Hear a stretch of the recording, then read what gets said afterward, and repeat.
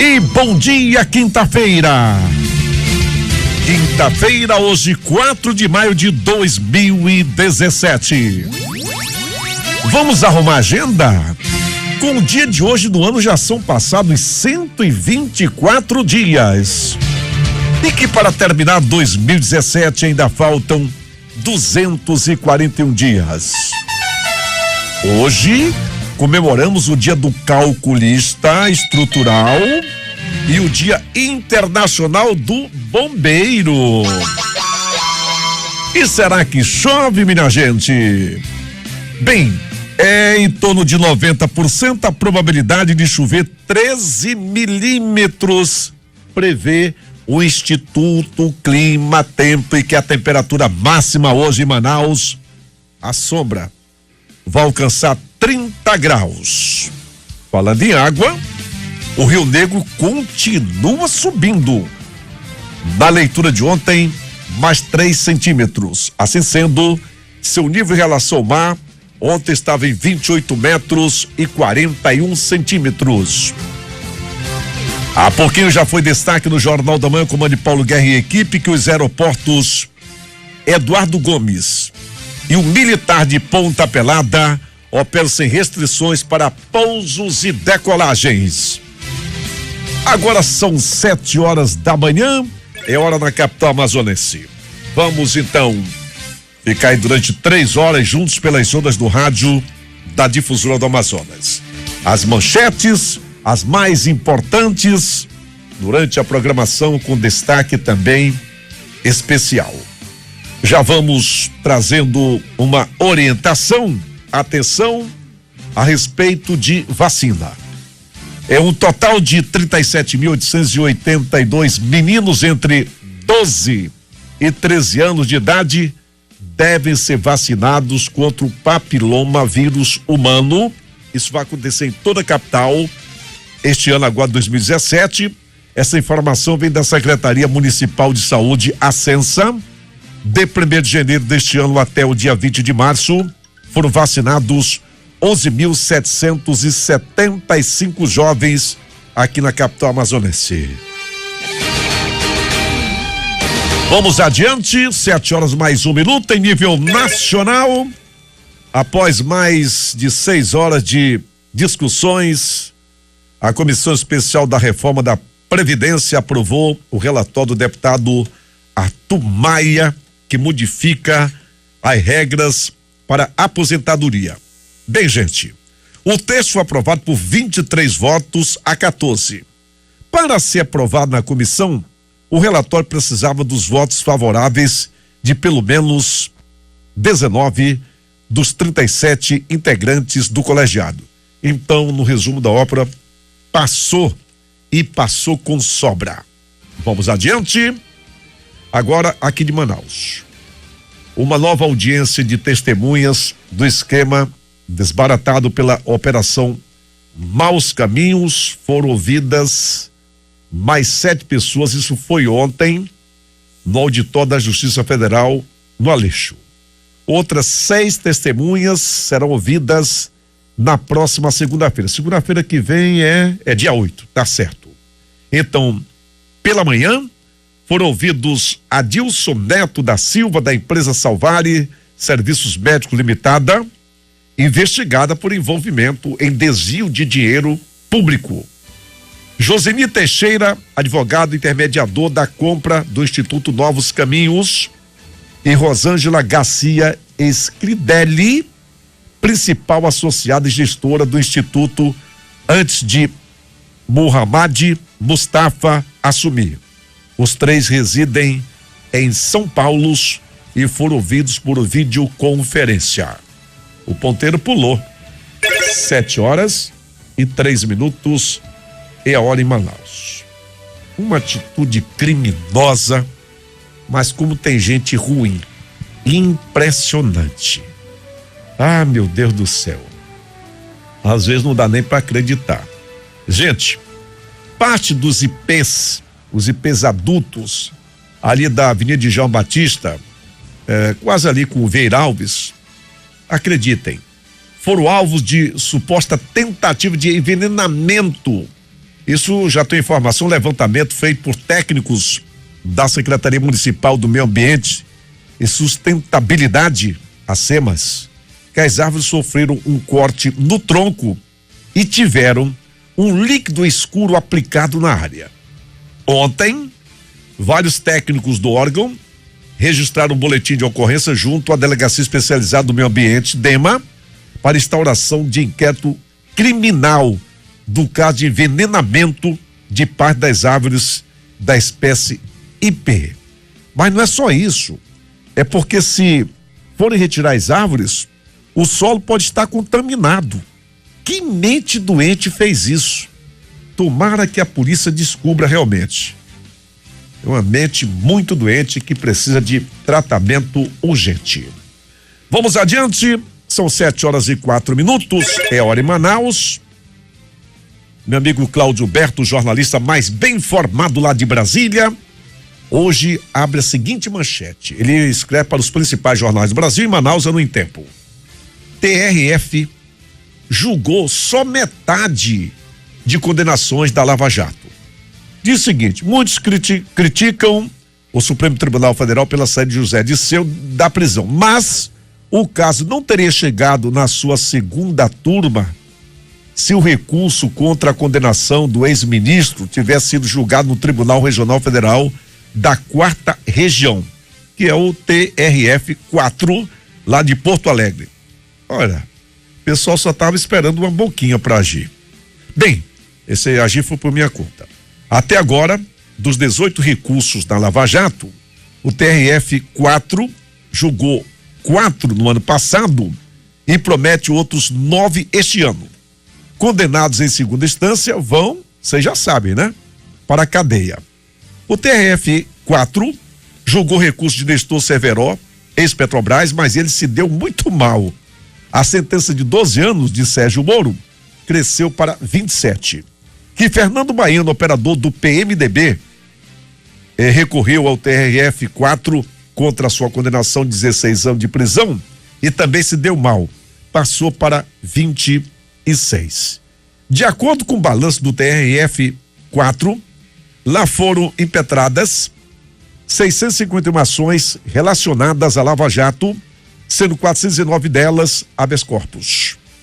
Gente, é o seguinte: a lei permite ao condenado em primeira instância, no caso José Dirceu, de recorrer em liberdade em segunda instância, que é o Tribunal Regional Federal. Vamos adiante, são 7h06. Gozado, Zé Dirceu saiu sem pagar nada, né? Foi pra casa. O Ike Batista pediram 52 milhões. Tem umas coisas que às vezes eu tento fazer um contato com o ET para ver se eu entendo, mas às vezes não se consegue. Vamos adiante. Vamos lá, minha gente. Pelo 3º ano consecutivo, a Escola de Contas Públicas do Tribunal de Contas do Estado do Amazonas, TCE, reúne servidores e gestores públicos do Estado para debater em 2 dias no auditório do TCE a Lei de Responsabilidade Fiscal, que completa 17 anos hoje e que estabelece em regime nacional parâmetros a serem seguidos relativos aos gastos públicos de cada ente federativo, no caso, estados e municípios brasileiros. Vamos adiante. Aqui de Manaus, atenção, no dia 26 de abril, já passou, o prefeito de Manaus, Arthur Neto, foi empossado no estádio Mané Garrincha, em Brasília, vice-presidente de Relações com o Congresso Nacional da Frente Nacional dos Prefeitos. O mandato é para o biênio 2017-2019 e que será presidida neste período pelo prefeito de Campinas, o Jonas Donizete, tendo como vice o prefeito de São Paulo, João Dória. Vamos com 7h08, a hora em Manaus. Uma da prefeitura, agora uma do governo do estado. A partir do próximo dia 15, agora deste mês, hein? A Agência de Fomento do Estado do Amazonas, a FEAM, levará o Banco do Povo para os municípios da calha do Rio Purus dando continuidade ao atendimento itinerante da instituição no interior do estado, com oferta de microcrédito de até R$ 15.000 aos pequenos empreendimentos. É muito bom esse trabalho do governo do estado, é excelente realmente. Gente, neste ano, o orçamento do Banco do Povo é de 66 milhões, dos quais 45 milhões serão investidos no interior do Amazonas. Com orçamento de quase 3 milhões, o atendimento a essa calha foi antecipado por orientação do governador do Amazonas, o professor José Melo, como forma de ajudar os comerciantes e agricultores que sofrem os impactos da cheia dos rios. O mesmo ocorreu com municípios da calha do rio Juruá. Isso foi no mês passado, quando divulgamos também aqui pela Difusora do Amazonas. Agora vamos para a nossa mensagem matinal. Valores.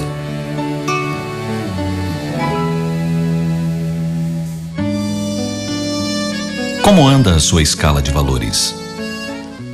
Ser imortal que você é, tem buscado valorizar o que tem valor efetivo ou ainda tem dado importância às coisas efêmeras e fúteis?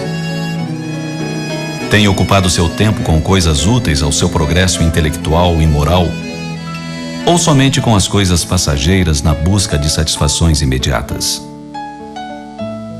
Esses questionamentos devem ser uma constante em nossas vidas, ou pelo menos na vida daqueles que realmente anseiam por melhores dias. Alguns de nós dedicamos muito tempo relembrando ou lamentando o passado. Ou ainda, pensando no futuro próximo, nos esquecemos de viver o presente, o momento atual, o nosso hoje. O passado deve nos servir de lição, de experiência, mas é passado e não pode ser modificado. O futuro, esse sim, é construído agora, no momento atual, e não pode ser antecipado. Por vezes, a sociedade tem se ocupado com coisas que não contribuem em nada e até são prejudiciais ao desenvolvimento do ser. Exemplo disso, nós encontramos na mídia. Madre Teresa, que dedicou sua vida ao bem, fazendo das suas mãos uma extensão das mãos do suave Rabi da Galileia, atendendo os necessitados de Calcutá, dá menos ibope nos meios de comunicação do que uma luta de boxe, por exemplo. Homens se esbofeteando ocupam os horários nobres nos telejornais, nas revistas e em outras mídias. São pagos milhões de dólares para vê-los esmurrarem-se mutuamente e ficamos satisfeitos. Cientistas que dedicam a vida inteira comprometendo a saúde em busca de melhores dias para a humanidade são desconhecidos. Quase não se ouve falar deles. Os piores traficantes, assassinos, sequestradores, esses sim são notícia. Talvez esses venham a ser os ídolos dos nossos filhos, pois desses eles ouvem falar e muito. Assim, vale a pena pensar sobre o que temos valorizado, sobre que valores temos passado aos nossos filhos.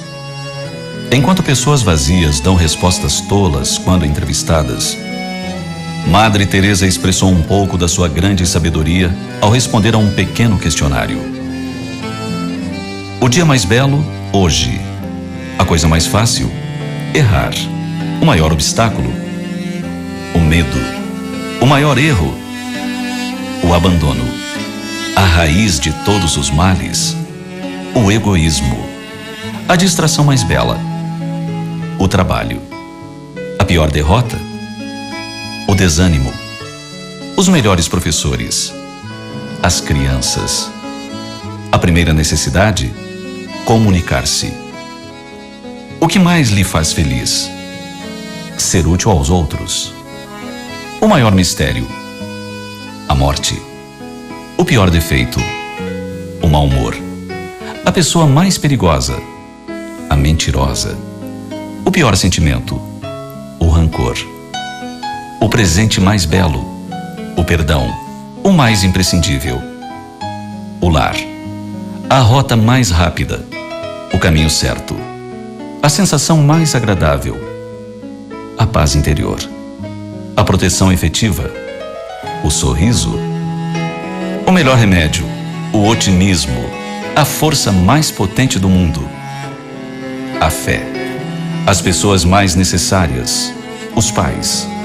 A mais bela de todas as coisas. O amor.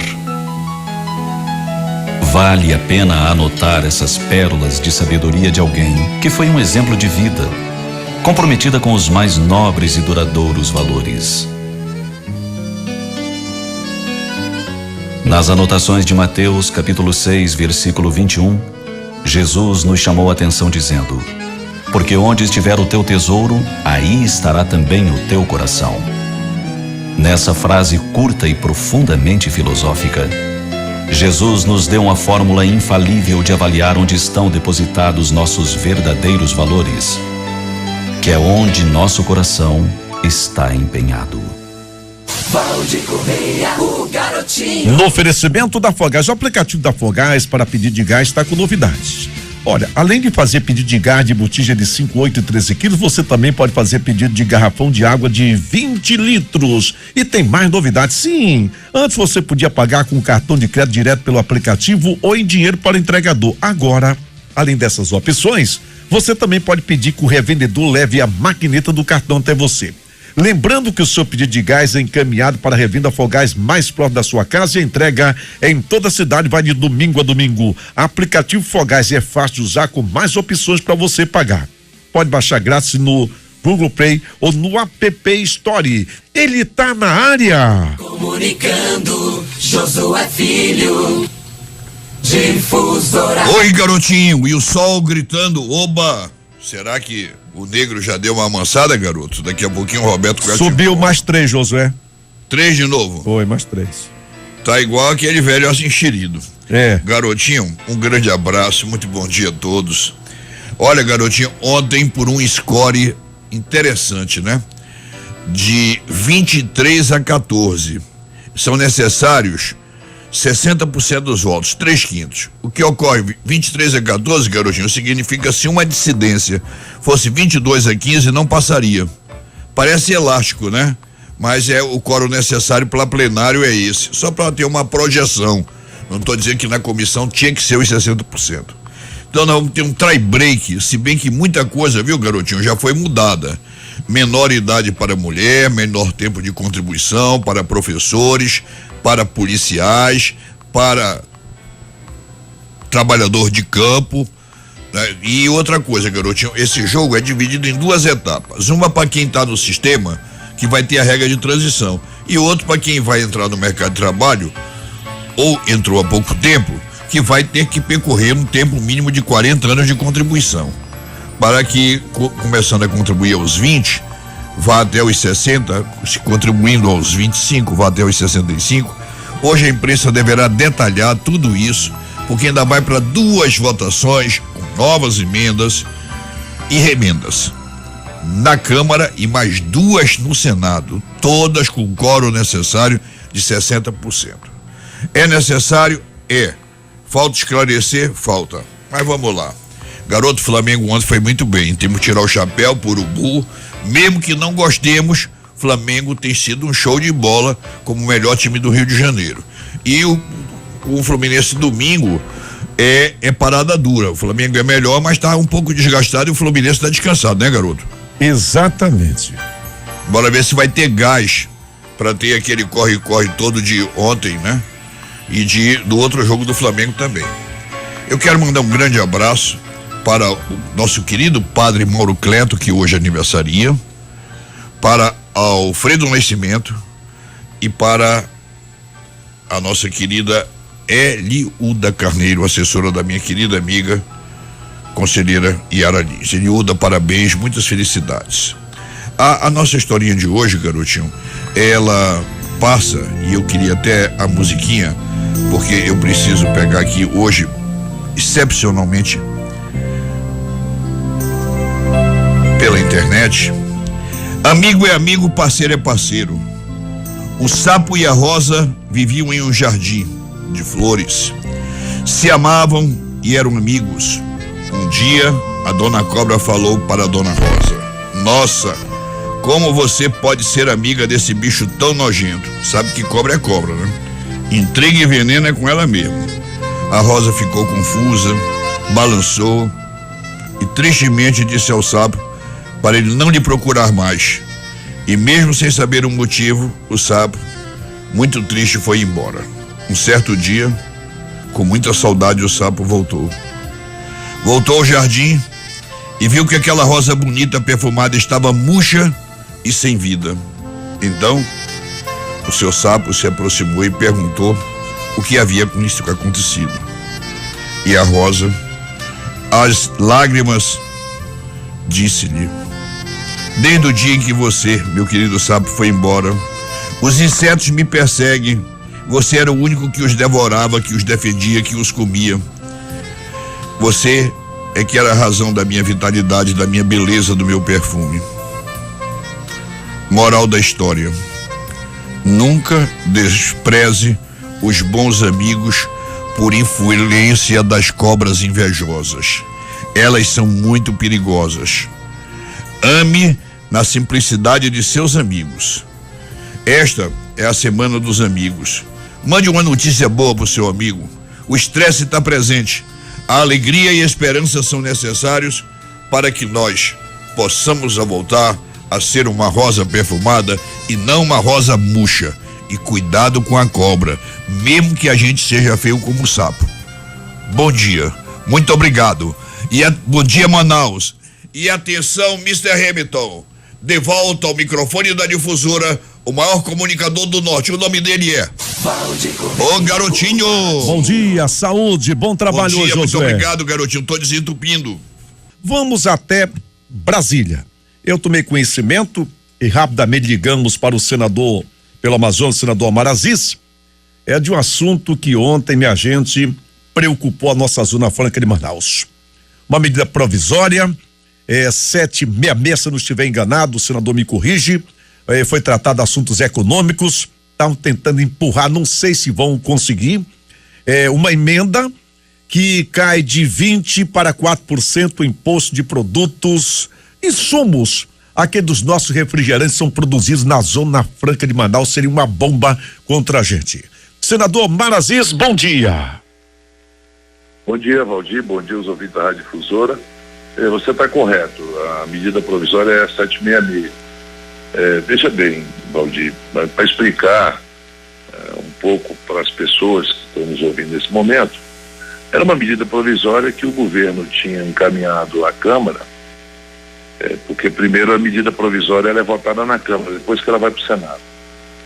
E essa medida provisória ela trata de refis para fazer o parcelamento de pagamentos de empresas e pessoas físicas que estão com seus impostos atrasados. Bem, o relator da matéria é um deputado por Minas Gerais, sabe, Milton Cardoso. Ele um dia antes, sem ninguém tomar conhecimento, ele por vontade própria, porque o relator pode fazer emendas até no momento da votação, ele é o único que pode fazer isso. Ele fez uma emenda numa medida provisória que não tratava desse assunto. A medida provisória tratava do assunto refis, né? E ele coloca uma emenda para tratar sobre IPI. Nós sabemos, e você sabe disso, e as pessoas que estão nos ouvindo também sabem, que Manaus ela tem uma vantagem comparativa para produzir concentrado de bebidas, não só de vários refrigerantes que estão aí. Está aí a Ambev, está aí a Recofarma, está aí várias empresas que têm esses benefícios no caso da Zona Franca. Bem, com isso ele sai de 20%, que é para o resto do país. Para nós não é isso, o nosso valor é menor, para que a gente tenha essa vantagem comparativa. Ele reduz de 20% para 4%. E não distribuiu esse relatório para os senadores nem para os deputados, votou essa matéria sem o conhecimento da maioria, e nós tomamos conhecimento disso ontem. Já tomamos as providências necessárias, já fizemos os contatos necessários, tanto com o presidente da Câmara como o presidente do Senado, porque esse tipo de atitude, ela já está manjada, denunciada inclusive por várias indústrias, empresas que compraram medidas provisórias, que fizeram emendas às medidas provisórias. E um cidadão desse, que é deputado federal por Minas Gerais, ele parece que não está vendo que o país mudou. A relação do Congresso com a sociedade, ela precisa ser mudada, e hoje tem transparência para esse tipo de atos. Agimos, a bancada toda, os senadores do Amazonas, os deputados federais, estão agindo para que a gente não permita. Mas o mais grave que eu vejo nisso, Valdir, não é o fato de mais um ataque à Zona Franca de Manaus. Isso a gente enfrenta diariamente aqui, com emendas que passam despercebidas, mas que prejudicam, no final das contas, a nossa vantagem comparativa. Depois de tantas denúncias que está acontecendo, um deputado federal ainda ousar tomar uma atitude dessa numa emenda, numa medida provisória que nada tem a ver. Nós já tínhamos aprovado uma lei que não permite que você coloque jabuti nas emendas. Jabuti, que a gente chama aqui, e aí no Amazonas todo mundo sabe o que é jabuti. Jabuti não sobe árvore. Ou é enchente que ele vai para lá, ou alguém pega e coloca na árvore. Sozinho não vai conseguir. Então esse é um jabuti que ele colocou nessa medida provisória e que nós estamos tomando providência. Mas é importante sempre a gente estar alerta a isso, e denunciar esse tipo de atitude, porque não se comporta mais no país que vivemos hoje, que está passando por grandes modificações, esse tipo de atitude feita ontem por um deputado que não tem compromisso nenhum, nem com a nação e muito menos com o esforço que nós fazemos aí para manter a Zona Franca de Manaus. Senador Amaras, isso ainda não acabou, ainda vai ao plenário do Senado, né, Omar? Não, ainda vai para o plenário da Câmara, mas ontem o deputado Paulderney conversou com o presidente Rodrigo Maia, eu também telefonei com o presidente Rodrigo Maia da Câmara, e ele, por ofício, ele como presidente da Câmara, ele pode não acatar e nem colocar em votação isso, entendeu? Porque é um absurdo. O absurdo o presidente da Câmara não coloca. Mas caso se coloque, isso não passará no Senado de forma nenhuma, porque o presidente do Senado não permitirá que esse tipo de atitude seja tomado. Até porque vamos denunciar, como fiz ontem, né? Não adianta você discutir. Você, quando coloca a verdade, as pessoas, elas respeitam a verdade, né? Você vê que esse tipo de atitude que foi tomada ontem por um deputado, isso não reflete o pensamento dos outros. Não estou aqui, mas ninguém faz nada, absolutamente nada de graça. E beneficia quem? Um Estado que nós estamos lutando há muitos anos em relação a esse tipo de comportamento.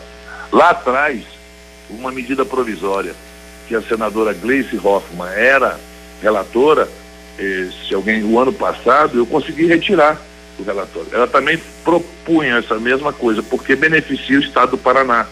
E se você reduzir o IPI de 20% para 4%, essa indústria de concentrado que gera empregos, gera impostos, gera oportunidade ao povo do Amazonas, nós perderíamos essa... O Paraguai está de olho, né, senador? Também, né? Também. O Paraguai, ele está fazendo... É porque você coloca o Paraguai, o grande problema do Paraguai é a logística dele, né? A logística, ele não tem logística, ele precisa do Brasil para ter essa logística. O Paraguai não tem mar, né? Não tem uma estrutura aeroportuária boa, mas ele leva uma vantagem. Além dele desonerar os impostos, também ele tem uma vantagem comparativa em relação aos encargos sociais, que no Brasil eles são muito altos, você está me entendendo? Os impostos no Brasil são altos e lá eles não têm. Lá eles não têm PIS, COFINS, encargos trabalhistas são diferenciados, é que nem a China. Não é porque a China ela produz um produto barato, é porque os encargos sociais para custo final de produção é muito mais barato que o custo final de produção no Brasil, pelas nossas leis, as leis que nós temos, e que muitas vezes as pessoas não querem discutir isso, mas é importante discutir, né? Nós temos que dar, para você montar uma indústria, uma empresa qualquer hoje, um pequeno empresário, ele tem, além da burocracia que ele tem ser muito altos a burocracia, os impostos que ele tem que pagar para gerar emprego, e depois ele não é mais dono da empresa, né? Sabe que passa a não ser dono. E isso tem afugentado muitas empresas internacionais se implantarem no Brasil, e com essa crise, né, nós temos ainda grandes problemas. Mas eu quero tranquilizar a população de Manaus e do Amazonas em relação a isso. Essa emenda não irá passar, nem essa, nem as outras duas que foi feita, né? Se colocou até fundo rural ali, pra você ter uma ideia. Fundo rural. Não tem nada a ver com a discussão de refis. Mas sempre aparece um espertalhão achando que todo mundo tem um nariz atravessado. Mas tem que tomar muito cuidado. Senador, me diga uma coisa, nós temos uma senadora, mais outro senador, o Eduardo, a Vanessa, e temos os nossos deputados federais. O senhor já tratou esse assunto com todos eles também? Sim, não, todos eles, o Eduardo e a Vanessa, os parlamentares na Câmara, o deputado Paulinei Avelino, juntamente com os outros deputados federais, todo mundo muito atento. O próprio Eduardo ontem se pronunciou, eu me pronunciei, a Vanessa se pronunciou.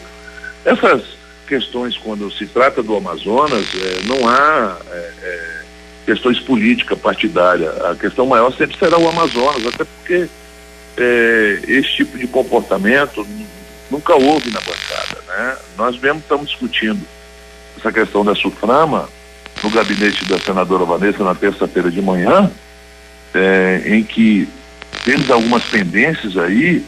Você preste atenção, todo o dinheiro contingenciado da SUFRAMA, esses anos todos, ultrapassa 1 bilhão de reais. Esses recursos eram para ser utilizados aí na região, não só no estado do Amazonas, mas também nos outros estados que compõem a Amazônia legal, né? Que seria o Roraima, Rondônia, Amapá, Acre, que teriam benefícios. Eu tomei conhecimento que antigamente você fazia todo o sistema de informática dentro de uma empresa contratada pela SUFRAMA, né? Hoje o parque de informática dentro da SUFRAMA ele está defasado, com um sistema antiquado que não tem velocidade, que não tem nem dinheiro para isso a SUFRAMA tem hoje para fazer um investimento numa questão primordial hoje, que é a questão de você estar informatizado em tudo. Então essas questões foram tratadas na terça-feira com toda a bancada, né, unida em torno disso. A questão do P&D, por exemplo. O P&D, a Zona Franca de Manaus, para quem produz bem de informática, paga 5% de P&D. Nos outros lugares do país, o PADIS é 4% somente. E existe uma dívida muito grande das indústrias que estão instaladas na cidade de Manaus e também em outros países de informática em relação ao P&D. E nós estamos tentando fazer um parcelamento dessa dívida para que essas empresas não fiquem inadimplentes e percam com isso os seus benefícios fiscais. Perdendo seus benefícios fiscais, ela tem que desempregar. Então, são questões que nós estamos tratando com muita seriedade, acima da questão política, né? É importante frisar isso, acima da questão política. A questão política é na questão eleitoral. A questão eleitoral nós não estamos discutindo agora, nós estamos discutindo manter com muita dificuldade que está passando hoje a nossa indústria, o desemprego muito grande na cidade de Manaus, tentar reativar esse polo, reaquecer a economia do estado do Amazonas, para que a gente possa, dessa forma, criar mais oportunidades ao povo do Amazonas. Senador Omar Aziz, muito obrigado por ter atendido a nossa ligação logo cedinho, muitíssimo obrigado pelas informações e olho no lance, bom dia. Ô Valdir, o que houve com o Botafogo terça-feira, Valdir?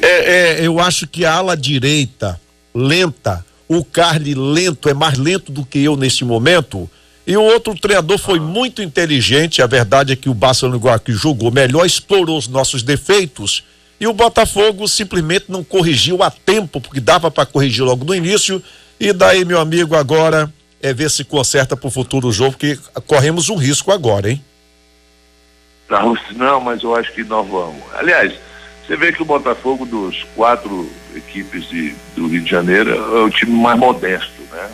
Em termos o Flamengo tem um bom time, né? O Fluminense está com um time muito bom, jovem, né? O Vasco tem uma boa equipe, mas o Botafogo me surpreendeu na Copa Libertadores também, viu? Não, na Libertadores foi muito bem. Agora, é que o Botafogo, o time adversário, senador, na minha opinião, jogou como o Botafogo jogava, um pouquinho recuado e explorava o contra-ataque. O Botafogo fazia isso muito bem. O Botafogo jogou muito aberto e uma defesa que, cá pra nós, ela é muito lenta. É lento. Parece a defesa do São Paulo. Não adianta fazer 5 e leva 6. O cara pegou uma bola, né? Tava aqui no Eduardo Ribeiro, jogou nas costas do nosso zagueiro, foi pegar lá na Cachoeirinha e passou. Não, passou parecendo que o cara era transparente. Foi deixar na cara do goleiro e ninguém consertou aquilo. Jogamos mal é a realidade, né? Isso não aconteceria com alguns zagueiros que jogaram no futebol amazonense na década de 70, viu? Com certeza absoluta. Comigo, aquele equatoriano tinha ficado na metade do caminho, senador. Um grande abraço, Valdir. Outro. Um abraço às pessoas que estão nos ouvindo. E Deus vai abençoar o Amazonas. Se Deus quiser, nós vamos conseguir fazer com que a gente retome essa economia. Um abraço, querido. Muito obrigado. Senador Omar Aziz, direto de Brasília, atendendo uma solicitação nossa. Quando tomamos conhecimento ontem a respeito deste assunto, nós procuramos também tomar as providências no papel que a difusora sempre teve, né? De fiscalizar, principalmente em defesa do nosso estado, do nosso Amazonas. Roberto, o nosso eminente desembargador Domingos Salub continua numa retranca incrível. Continua com R$50, que eu acho pouco, hein? Rapaz, garotinho. Se bem, né, garotinho? Uma onça é uma onça. Eu vou jogar uma onça em cima de você, viu, Roberto? Aceito. Tem que ser um macho ou uma fêmea? Dá pra ser duas, não? Meu Deus, macho ou fêmea? Garotinho, olha, eu, desde meus tempos de Peru, que eu enfrento a fera de frente. Isso. Eu prefiro que você jogue em cima de mim uma onça macho. Um macho, tá bom. Tá bom? Cabra macho. Esse. Eu, quando vejo até no filme, eu corro. Mas, Roberto, vamos lá. Não, deixe. Os R$50, ele quer saber. Roberto, você sabe quem foi Nicolau Maquiavel? Ah, garotinho. O que ele era? Lógico, garotinho. Grande garotinho das Europas. Grande cientista. Cientista. Era alemão, francês, inglês. Não falando português, não, garotinho. Ei, era português. Preste atenção, rapaz, calma. O Nicolau Maquiavel era francês, era alemão, era inglês, era russo, era português. O que ele era? O garotinho falou 5 países. Mas você pode botar qualquer um. Nenhum deles, garotinho. Maquiavel era espanhol dos bons, Valdir. Você deve estar confundindo com o bisavô dele, mas vamos lá. O resumo da obra, porque eu não posso perder tempo, porque hoje eu estou lotadinho. Então o eminente quer saber aonde nasceu Nicolau Maquiavel e o ano. Aí é pra acabar. Aí é pra acabar, garotinho. Se o homem era espanhol, ele nasceu em Sevilha, no ano de 1810. Rapaz, 1910 você está confundindo com meu avô Antônio Nascimento de Melo. Rapaz, falou em 1810. Bem aí, é o bisavô do meu bisavô. Roberto, andou longe. Se correr o bicho pega, pelo jeito. Se correr o bicho pega, se ficar o bicho come, nós temos que correr junto com o bicho. Agora. Roberto, não. Nicolau Maquiavel, filósofo, historiador, italiano, nasceu em 1469, rapaz. Professor Raimundo, que fique bem claro, eu falei do cientista. Por gentileza. Esse aí não sabemos se existiu ou não. Bem, agora um assunto do INSS, tá bom? A respeito sobre o aumento de atendimento de serviços de benefício do INSS. Eu vou falar com o gerente executivo aqui em Manaus, meu amigo Crisari Santana. É o seguinte, gente. O Instituto Nacional do Seguro Social, o INSS, expande a oferta de agenda de atendimento de beneficiários nas 7 agências de Manaus. Esse serviço será quadriplicado, uma vez que o segurado aguardava mais de 6 meses para receber atendimento. E agora poderá reduzir esse tempo abaixo de 30 dias. Então quem vai passar maiores detalhes é o gerente executivo do INSS em Manaus, Crisari Santana. Crisari, o seu bom dia, explica para os ouvintes da Rádio Fusão do Amazonas quem está precisando requerer benefícios ou qualquer demanda em uma das unidades do INSS. Bom dia. Bom dia, Valdir. Bom dia a todos os ouvintes da Rádio Difusora do Amazonas. A gerência executiva do INSS, agora na segunda-feira, Valdir, nós quadriplicamos a oferta de vagas nas nossas 7 agências da Previdência Social. Nosso tempo médio de espera já estava superior a 60 dias e identificamos um grande quantitativo de insucessos dessas pessoas que tentavam agendar, por exemplo, uma aposentadoria por idade, uma aposentadoria por tempo de contribuição, e resolvemos fazer essa grande ação. Então, durante todo o mês de maio, Valdir, nós estamos aí nas 7 agências da Previdência Social, ofertando 4 vezes mais. Normalmente, a nossa gerência executiva, nas agências de Manaus, nós ofertamos em torno de 5 mil vagas mês, e esse número agora, no mês de maio, sobe para 20 mil vagas. Então, cidadão, você que está nos ouvindo nesse momento, você tem a oportunidade de ligar para a Central 135 ou então agendar pela internet. E você agendando, lógico, vai cair agora para o mês de março. Por exemplo, você que quer requerer uma aposentadoria por tempo de contribuição, se você ligar na Central 135 ou então agendar pela internet, você vai ser atendido ainda nesse mês. Bem como salários maternidade, pensão por morte. Então, Valdir, essa é uma grande ação da nossa gerência, porque nós identificamos isso, esse quantitativo de insucessos no agendamento, e com isso a gente cumpre a nossa missão, que é reconhecer o direito do trabalhador brasileiro, e com isso a gente oferta um serviço de melhor qualidade, porque eu também não acho justo, Valdir, o cidadão implementou os seus direitos, por exemplo, completou 65 anos e tem o tempo de serviço necessário. Aí chega para agendar, aí cai para 3 ou então 4 meses. Eu não acho justo, eu acho que a pessoa, ele tem que agendar e cair pro dia seguinte.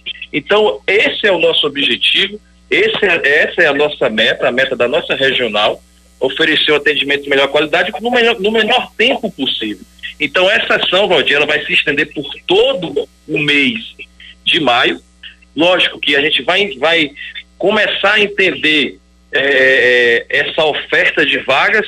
Lógico, se houver necessidade de prorrogar essa nossa ação, nós vamos prorrogar, Valdir. Ô Crisar, me diga o seguinte, então a iniciativa já estava em curso da superintendência e está sendo agora apresentada aos servidores da gerência executiva Manaus. Me diga uma coisa, e poderá ocorrer em outros meses? Sim, Valdir. Nós vamos, por exemplo, ontem nós extraímos o relatório e nós já temos agendados agora para o mês de maio em torno de 15 mil vagas, ou seja, 15 mil pessoas já agendaram. Vamos ver, se chegar ao final de maio, identificarmos que o tempo médio de espera reduziu aí para 15 ou então 20 dias, nós vamos manter. Se nós sentirmos a necessidade de ofertar mais, nós vamos ofertar. Essa é uma ação, Valdir, para você ter uma ideia, que é uma ação em conjunto com a nossas seções. Por exemplo, tem servidores que trabalham na área meio que estão hoje atuando nas agências. Nós temos aí mais de 200 servidores do INSS atuando nesse grande projeto, que eu não tenho dúvida, já é um sucesso, até porque a gente precisa ofertar um serviço de qualidade para a população.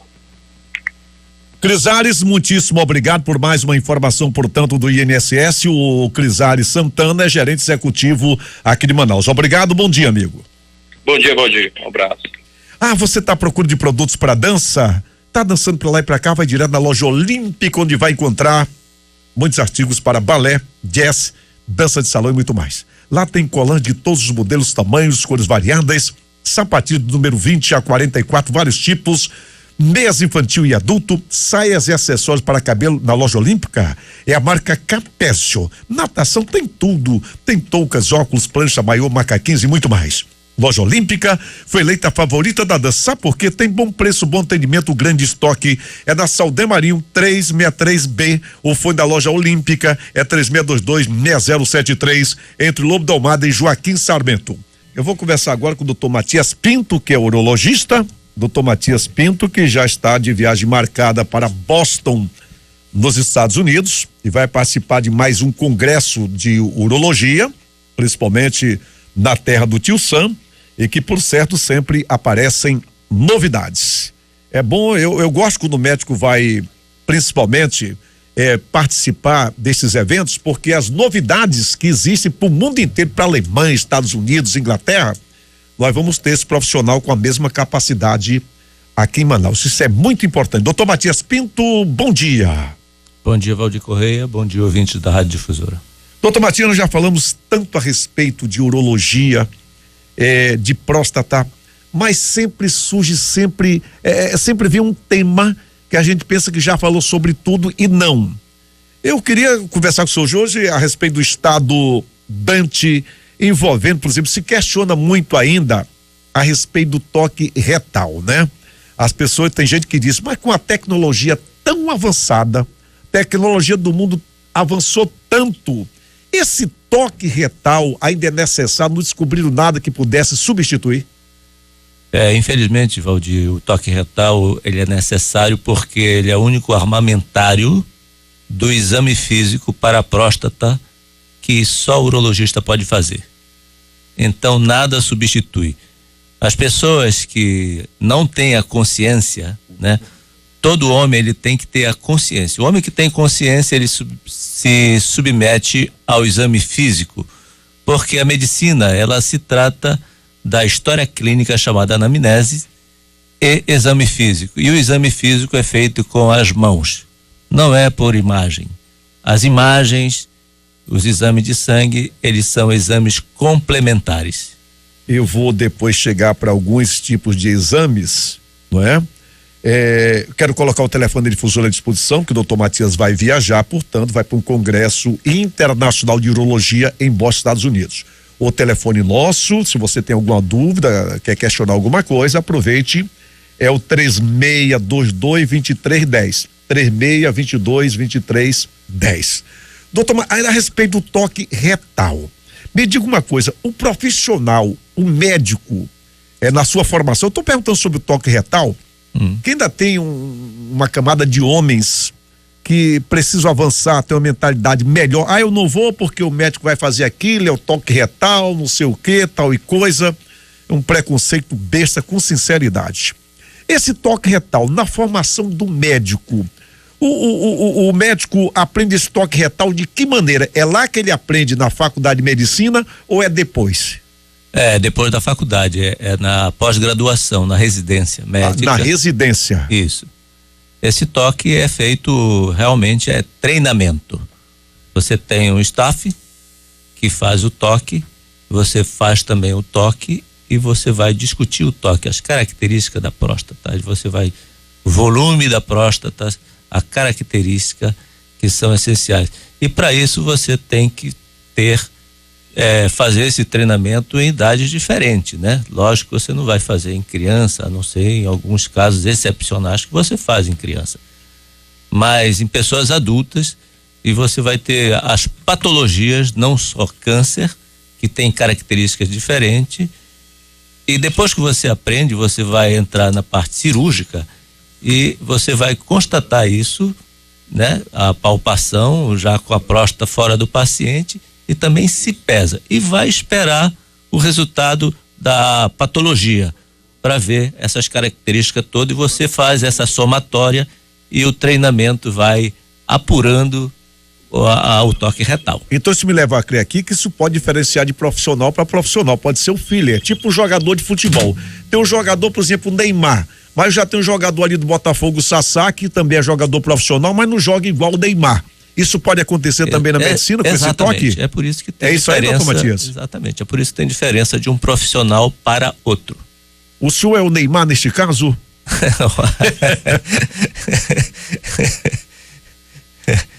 Eu chego lá perto dele.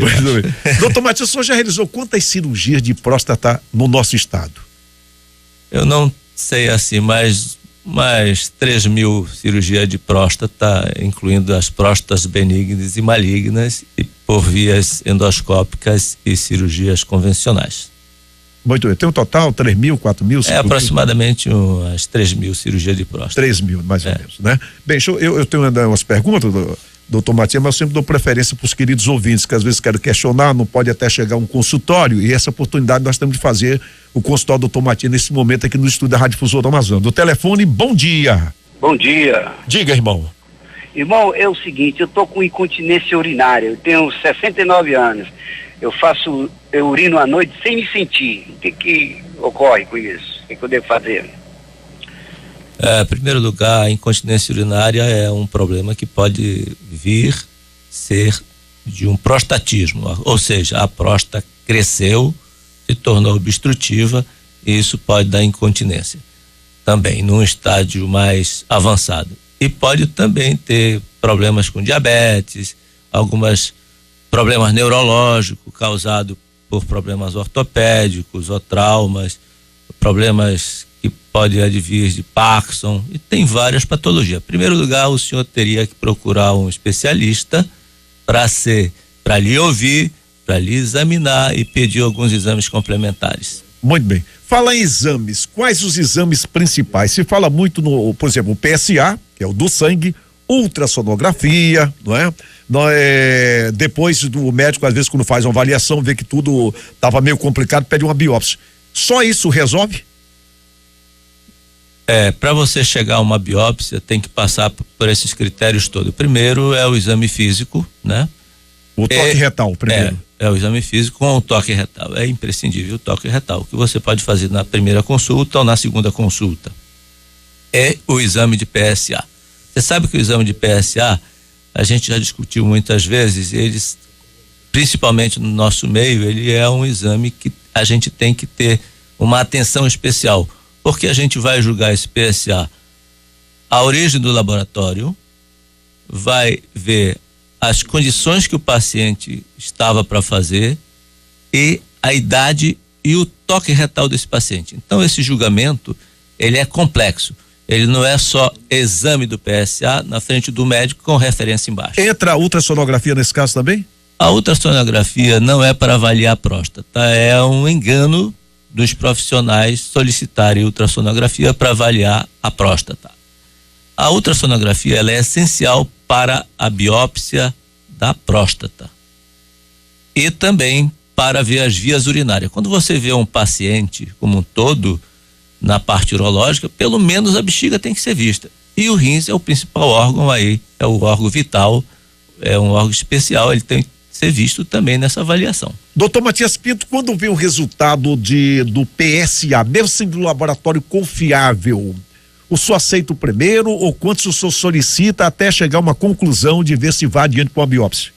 Valdir, existe uma coisa muito difícil de o paciente entender na primeira consulta. Se o PSA vier alto para a faixa etária do paciente e o toque estiver normal, a gente vai ter que pedir outro, porque a gente vai ver o comportamento desse paciente. Se ele faz muita caminhada, se faz esteira, bicicleta, se teve relações sexuais nos dias ali muito próximo do exame, a gente vai ter que ver todas essas arestas para poder ele repetir de novo, certo? Então repete. Repete. Às vezes, quantas vezes o senhor manda repetir? Pelo menos 2 vezes, se a coisa começar, o PSA começar a vir diferenciado, e sempre repetir no mesmo laboratório que você confie. O outro problema é se o PSA vir muito baixo, também você tem que desconfiar, né? Então você vai solicitar, porque existe também alguma falha do laboratório. Então, por isso que ele é um exame não diagnóstico e também não é um exame que você tem que ver outros aspectos, né? Você não tem só um parâmetro, ele não é tipo um hemograma que você vai analisar aqueles valores e dentro daquele parâmetro eles estão certos. Aqui não, ele tem variabilidade. Por quê? Tanto o comportamento benigno como maligno, ele tem alteração do PSA. Então, por quê? Porque ele tem alta sensibilidade e alta especificidade ainda. Essa sensibilidade, ela é preciso para especificidade, mas às vezes elas interferem, certo? Existe, por exemplo, essas viroses que dão com prostatite, o PSA vai lá para cima.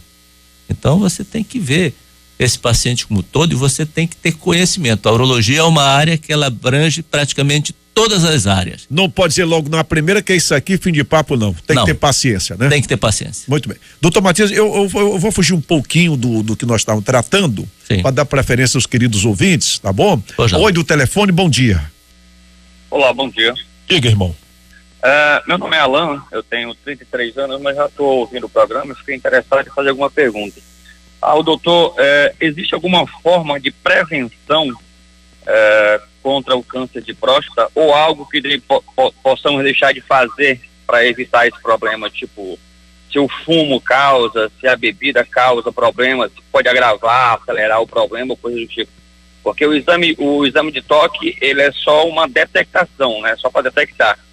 E então é isso que eu vejo, se há alguma forma de prevenir a questão do câncer de próstata. Exatamente. A bebida não tem nenhuma referência sobre se ela causa câncer ou não, ou previne. O fumo, sim, existe, que o tabaco é um agente que pode levar ao surgimento mais de câncer. Ninguém sabe explicar exatamente como, mas sabe que o produto é cancerígeno. O que você tem que fazer é uma boa alimentação, né? Evitar gorduras animais, as carnes vermelhas, excesso de sal, excesso de açúcar. Aí você vai ter o alimento mais saudável são as frutas, os legumes, os peixes de preferências, né?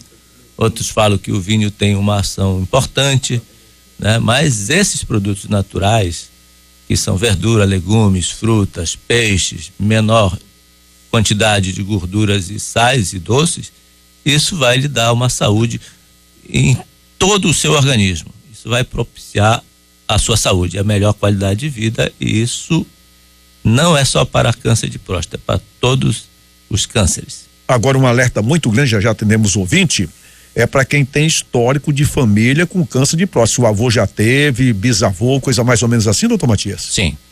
Isso chama-se fator hereditário, tanto para a mama, para o intestino, os tumores do intestino e a próstata. A próstata e a mama, elas são muito bem estudadas e isso se sabe, isso se comprova, isso tem estatística, e a gente que vivencia esse paciente no dia a dia, a gente vê que o fator hereditário, ele pesa. Então, para esse paciente que tem na família tanto câncer de mama ou de próstata, a partir dos 40 anos de idade, ele tem que fazer o primeiro exame. E também na raça negra, ela não está relacionada a esse fator hereditário, ela está pela cor, também é um fator que necessita uma investigação mais cedo, a partir dos 40 anos de idade. Muito bem, vamos ao telefone. O telefone, alô, bom dia. Bom dia. Diga, amigo. Meu amigo, é o seguinte, eu quero perguntar para o doutor, eu fiz agora em janeiro um PSA e ele deu 0,80 miligramas. E fiz também uma outra sonografia de próstata abdominal e o peso deu 37,30 gramas. Eu pergunto dele se está correto, ou se tem alguma coisa incorreta. Em primeiro lugar, o ultrassom não é o exame para avaliar a sua próstata, né? Ela é só uma imagem. Quem avalia a sua próstata será o urologista, através do toque e do PSA. Tem mais um na linha? Vamos lá, bom dia. Bom dia. Diga, querido. Raimundo aqui da Chapada. Doutor, sobre a duração do exame de toque. Como você falou aí, mas o Valdir, a diferença de profissional para o outro, né? Tem um tempo exato para o toque? Se o exame em si é rápido, né? Mas assim, de um intervalo para você voltar ao urologista, se o urologista falar que a sua próstata está bem, o seu PSA está bom para aquele momento, o exame é anual. Se tem problemas, esse exame pode ser repetido ou feita a biópsia. Muito bem, tem mais no telefone que eu tenho aqui. Doutor Matias, é o seguinte, dentro do nosso tema aqui, digamos o seguinte, envolvendo, eu falei em ressonância magnética, onde, por exemplo, um paciente tinha esse exame onde mostrava áreas de invasão tumoral extra prostática. Me diga o seguinte: um profissional experiente, habilidoso, não pode acreditar nesse exame antes de um bom toque retal e um estadiamento clínico? Por exemplo, os exames são complementos da avaliação clínica, isso está incluso no toque retal? E se o senhor já operou, digamos, paciente com estadiamento clínico viável para cirurgia que tinha uma ressonância magnética da próstata condenando-os? Sim, exatamente. O senhor já fez isso? Sim, várias vezes. A questão é, como eu falei, esses exames são complementos do estadiamento clínico, complemento da biópsia, e o toque retal ainda é para o profissional urologista a grande arma. É ele que define o paciente para a cirurgia. Se você sabe fazer toque, e tem mais, Valdir, eu falei muito sobre o estado da arte. O estado da arte é quando você desenvolve o máximo que você tem da sua profissão, de um exame, de uma teoria, de uma conduta clínica ou cirúrgica, certo? Porque quando você vai fazer o toque no paciente, você tem que ver a condição que ele se encontra e a parte anatômica dele, se ele está bem posicionado para você fazer o toque. Com isso você faz uma boa avaliação. Se você não sabe, você vai depender de um exame complementar, e isso pode levar a um erro clínico ou a um erro cirúrgico. Então, muitos desses pacientes que eu examinei, que era viável clinicamente para a cirurgia, eles foram submetidos à cirurgia, nós não encontramos invasão extraprostática. O resultado histopatológico foi favorável à parte clínica do estadiamento, e esses pacientes, eles se encontram com PSA 0, ou seja, tem perspectiva de cura. Então, se o médico não tem habilidade, não tem conhecimento teórico, né, embasados em pesquisas, e você teve uma boa formação de um profissional que lhe deixou, você saiu tranquilo para o seu trabalho, você vai depender de muita coisa, e muitos pacientes vão ter prejuízo porque vão depender sempre do resultado de exame. Em primeiro lugar, como é um exame complementar, quem faz não é um urologista, é um radiologista, que ele não tem ação de conduta. O papel dele é descrever a imagem que ele viu. E essas imagens, elas têm falhas, porque essas imagens são reconstituídas. Na reconstituição, se houver qualquer problema com o aparelho, vai ter erro. A outra coisa é que, às vezes, esses diagnósticos são dados à distância. Então, fica difícil de discutir. São 8h57, ainda tem duas ligações. Oi, do telefone, bom dia. Bom dia. Diga, irmão. Eu queria falar com o doutor, é o seguinte, eu fiz um exame da próstata e eu fiz do dedo, né? O rapaz, ele fez todos os exames, o médico. Ele disse que estava tudo normal. Aí pediu que eu fizesse os exames e eu fiz, e o PSA deu 4,5. E ele disse que minha próstata estava bem. O que o doutor tem para me dizer? Qual é a sua idade? A minha idade é 73 anos. 73. Isso é a conduta médica, ele vê vários aspectos: a idade, o volume da próstata, a consistência e a velocidade desse PSA. Ou seja, se você faz exame todo ano ou de 6 em 6 meses, ele vai ter o comportamento do PSA e a consistência da sua próstata. Em idades bastante avançadas, existe também, você só faz o acompanhamento desse paciente. Nas alterações maiores, vai a biópsia. Se fosse um paciente mais jovem, a conduta seria um pouco diferente. Vamos lá do telefone, bom dia. Bom dia. Diga, querido.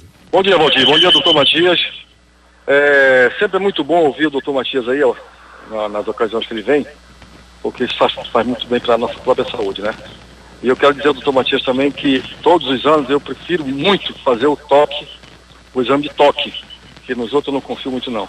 Mas a minha pergunta é com relação, isso é no meu caso, tá? Sou uma pessoa que tem 56 anos de idade, é normal a ejaculação rápida, eu não sei, assim, tipo uma ejaculação precoce? É muito comum a ejaculação precoce. A ejaculação precoce, ela não está relacionada à próstata, né? A próstata, ela é um dos órgãos que vão fazer parte do líquido da ejaculação.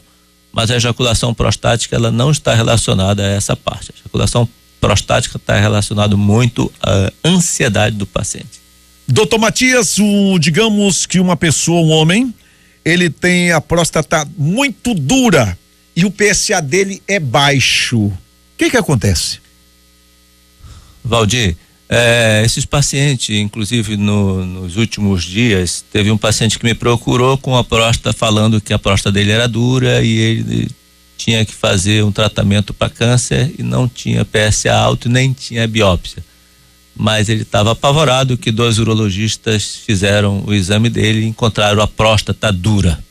Isso é muito ruim porque ele estava preocupado e ele não podia fazer cirurgia e não podia fazer biópsia. Então veja como é difícil. Ele não podia por quê, doutor Matias? Ele não podia porque ele tinha um problema sanguíneo que é chamado hemofílico. Descrasia seria? É uma discrasia sanguínea, é uma hemofilia, né? O fator, ele não tem um fator e isso ele sangra com muita facilidade. Esses pacientes sempre estão no hemon. E era muito difícil. Ele tinha uma ressonância também que acusava que tinha uma invasão extraprostática. A ressonância magnética multiparamétrica, que é um armamentário novo que se tem. E como é que você se vê diante desse paciente? Em primeiro lugar, isso, quando ele nos procura, isso é considerado uma segunda opinião. E você tem que primeiro falar para ele que você não vai dar o prosseguimento do que ele falou. Sim, ele vai começar uma nova investigação. E se começa pelo PSA, constatar se esse PSA é baixo, e você vai fazer o exame físico dele, que é o toque retal. No toque retal desse paciente em questão, ele apresentou normalidade. Por quê? Toda vez que você tem a forma de examinar um paciente, né, você desenvolve, porque qualquer movimento que você faça com o braço, com a perna, com tosse, com rigidez do abdômen, a próstata se modifica. Certo? Então você tem que desenvolver. Esse desenvolvimento chama-se estado da arte. É aquilo que muita gente faz e você faz diferente, de melhor maneira. Aí o caso do Reimar e do Sassá do Botafogo. Exatamente. Tem resultados diferentes. Quando eu fui fazer, a perna desse paciente não fletia, não dobrava, ficava dura. Aí eu matei a charada, né? Eu tive que botar ele numa posição mais confortável, pedir para ele ficar relaxado e fiz o toque e a próstata super normal. PSA normal, próstata normal. Então a primeira coisa que esse paciente recebeu de notícia, ele não tinha a próstata dura, ele não tem risco. Por que ele está pensando em ter câncer e o diagnóstico do outro colega são diferentes, né? Então, repete-se o PSA, não se vai pedir biópsia, ele está no nível de normalidade de outros pacientes. Eu tenho que falar, você não tem câncer, você não precisa fazer biópsia, certo? É a forma de exame físico que está errado. É o feeling. É o feeling. É isso aí. Doutor Matias, um paciente que passou por todos os processos, digamos, ultrassonografia, PSA, toque, biópsia, tudo, foi para uma cirurgia. Digamos que o PSA dele nem fosse tão alto. Esse paciente, porque a cirurgia, ela é radical, a cirurgia radical, arranca a próstata. Sim. Tirou a próstata, era lá que tinha o câncer. Ele já pode dizer que está curado ou demora muito tempo? Infelizmente, a palavra curado na medicina, ela não pode ser dita, né?